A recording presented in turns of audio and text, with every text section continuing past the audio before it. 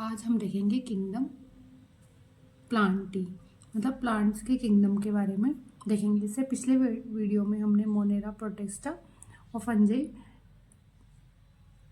देख लिया था, क्लासिफिकेशन उसके बारे में हमने देख चुके हैं। तो ये जो सेल ऑर्गेनाइजेशन है प्लांट्स में, ऑर्गेनाइजेशन किस तरीके से है, हम किस किस बेसिस पे देखेंगे। जो सेल ऑर्गेनाइजेशन होता है ये कैसा होता है, सेल कैसी होती है, यूकेरियोटिक होती है। ये मल्टी सेल्स का बना, मल्टी सेल्यूलर होते हैं, मल्टी सेल्स के बने होते हैं, कई सारी सेल्स के बने होते हैं। और जो इसमें सेल जो होती है उसमें क्या पाई जाती है, सेल वॉल पाई जाती है। एक तो होती है सेल वॉल प्लांट्स में बाहर की तरफ, और अंदर होती है सेल मेम्ब्रेन, जो कि सेल मेम्ब्रेन तो सब में सभी में पाई जाएगी, लेकिन सेल वॉल केवल प्लांट्स में पाई जाती है। और वो किसकी बनी होती है, सेल्यूलोज की बनी होती है।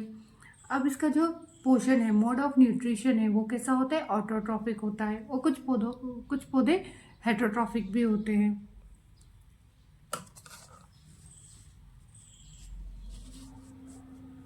जैसे अब हम देखते हैं कि प्लांट का क्लासिफिकेशन, एक तो होता है क्रिप्टोगैमेस जिसे अपुष्पोद्भिद कहते हैं, और दूसरा होता है फेनेरोग्राम जिसे पुष्पोद्भिद कहते हैं।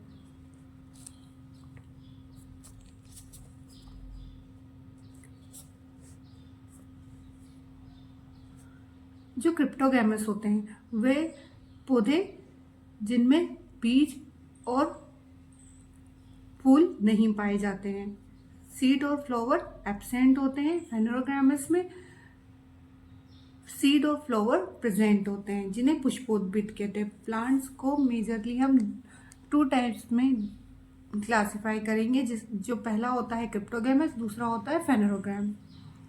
अब जो क्रिप्टोगैमस होते हैं वो होते हैं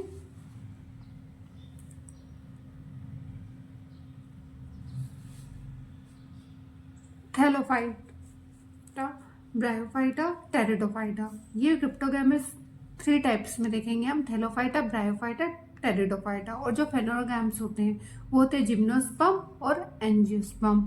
जो कि एंजियोस्पर्म होते हैं वो मोनोकॉट और डाइकॉट होते हैं।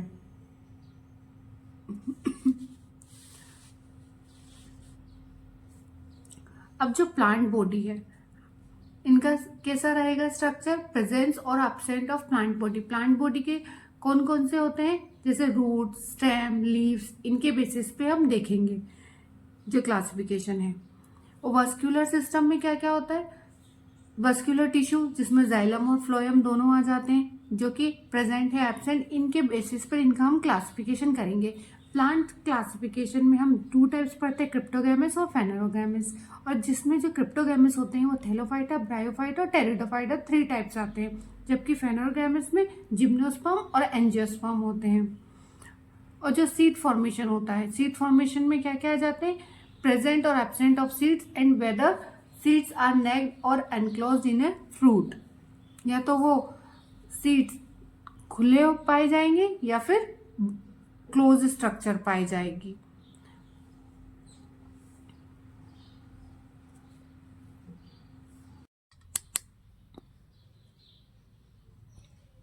अब हम देखेंगे थैलोफाइटा।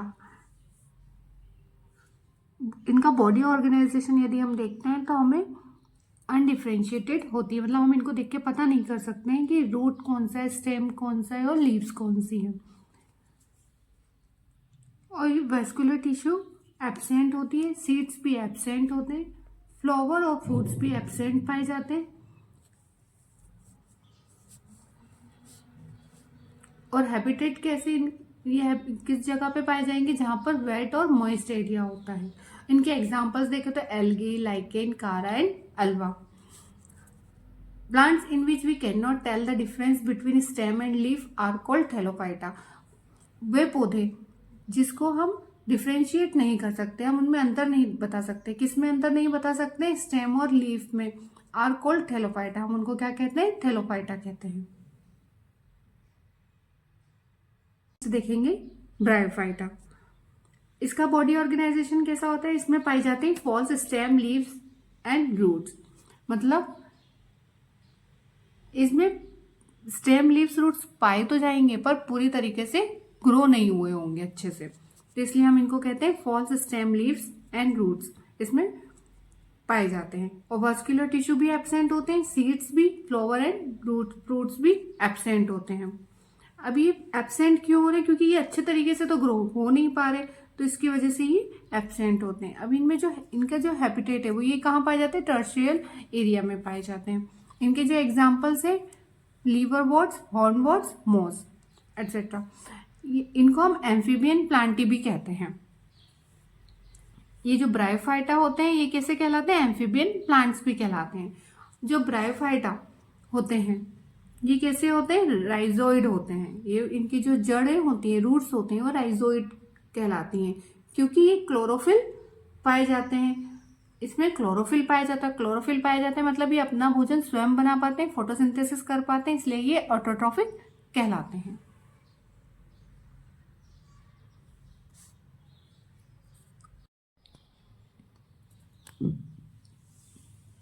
अब हम नेक्स्ट देखने वाले हैं टेरिडोफाइटा।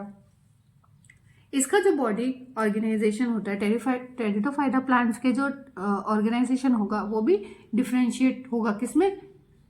स्टेम्स में और लीव्स में। और जिनका वास्कुलर टिश्यू इसमें प्रेजेंट होते हैं जाइलम और फ्लोएम में।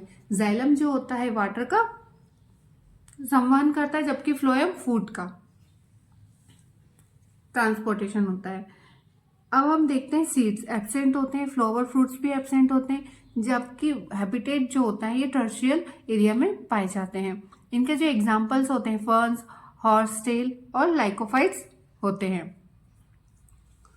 टेरिडोफाइटा जो होते हैं sometimes referred to as cryptogams, meaning that their means of reproduction is hidden। इनका जो रिप्रोडक्टिव ऑर्गन होते हैं वो हिडन होते हैं, हम इनको देख के पता नहीं पाते, इसलिए इनको क्रिप्टोगैमस कहते हैं। जिसका मतलब ही क्या होता है?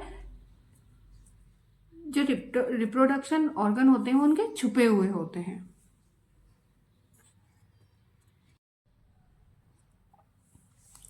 आज हमने प्लांट क्लासिफिकेशन में थैलोफाइटा, ब्रायोफाइटा एंड टेरिडोफाइटा का क्लासिफिकेशन हमने देखा। अब नेक्स्ट वीडियो में हम देखेंगे फेनोग्राम्स, जिम्नोस्पर्म एंड एंजियोस्पर्म।